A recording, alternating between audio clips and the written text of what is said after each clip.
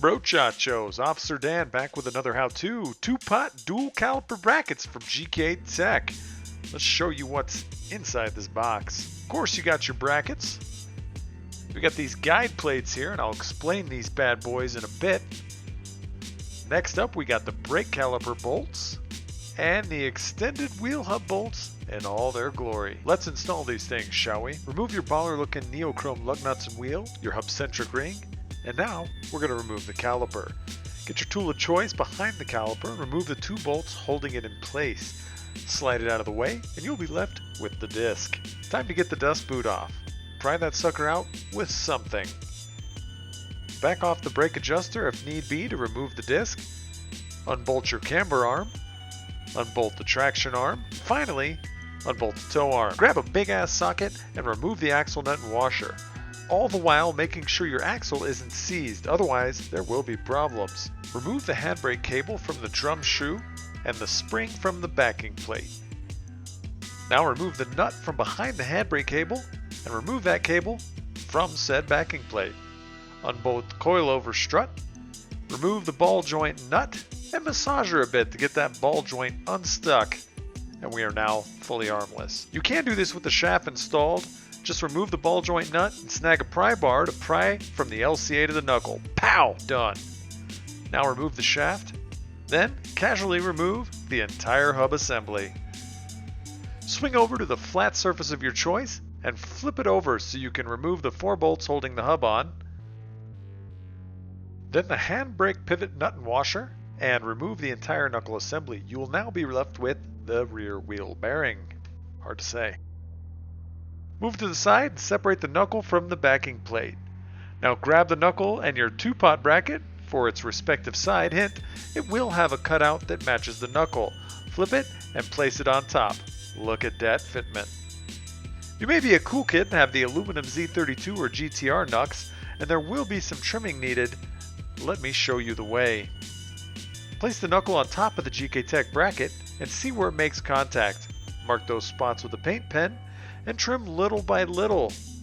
You're going to want to check and mark until the knuckle is fully sick and fits properly. You do want to take off as little as possible to maintain structural integrity of the knuckle itself. Clean up any sharp edges as not to cut yourself, and Bob's your uncle. Fits so good. Let's reassemble. Sandwich the Gktech adapter in between the knuckle and the brake assembly using the pivot pin as a guide. Then flip the whole thing over. These are the tabs that we are now going to cut off.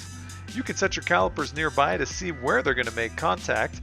Mark your spots to cut with a paint pen, pop the knuckle off, and cut the OEM brake tabs off, cleaning any of those sharp edges. Once you get the calipers lined up, you'll notice that they just barely touch butts.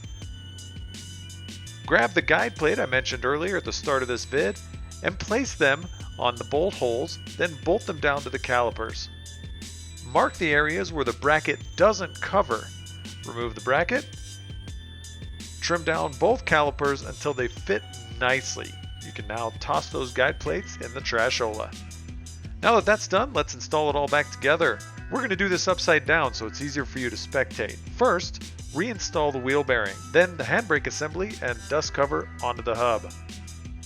Now torque this bolt to the specs shown on the screen and fit the dual caliper bracket onto the hub itself. If you're planning on reusing the OEM handbrake, it will go into this slot right here. Thanks for that, Gktech. Reinstalling the rear knuckle, you can see we've smoothed off the nubs and you can now paint them to keep them from rusting. That would be a good choice. Fit the rear knuckle on and loosely fit the extended wheel hub bolts. Emphasis on loosely. The caliper bolts are up next, so go ahead and pop the first caliper on and hand tighten those suckers down. If you didn't take my advice earlier and you did tighten down the hub, you won't be able to actually get this bolt in. That's why we left them loose. So lift the knuckle a little bit, slide the bolt in real easy like, then lift the bolt up and fit the caliper in, then tighten down by hand, just like so. You'll notice that the handbrake pivot pin nut won't reach the locking threads with the washer installed, so toss the washer aside to get maximum thread engagement. Go ahead and tighten your hub bolts down, then torque to the specs shown here. Once those are tightened and torqued, go ahead and tighten all the caliper bolts and torque those to these specs as well. Use an open-end wrench to get to that last bolt and get it as close to the torque spec as possible. Now tighten the handbrake pivot pin nut and of course, torque that thing down to spec. This is a brake bleed nipple. Nice, huh? Make sure this is the top of both calipers or bleeding will be nearly impossible. Reverse the order of the start of this video to get it all back on the car and enjoy your separate e-brake calipers care of Gktech. While it's on the webs, peep us on YouTube and throw your boys some subs. We'll catch you on the flip side. Officer Dan.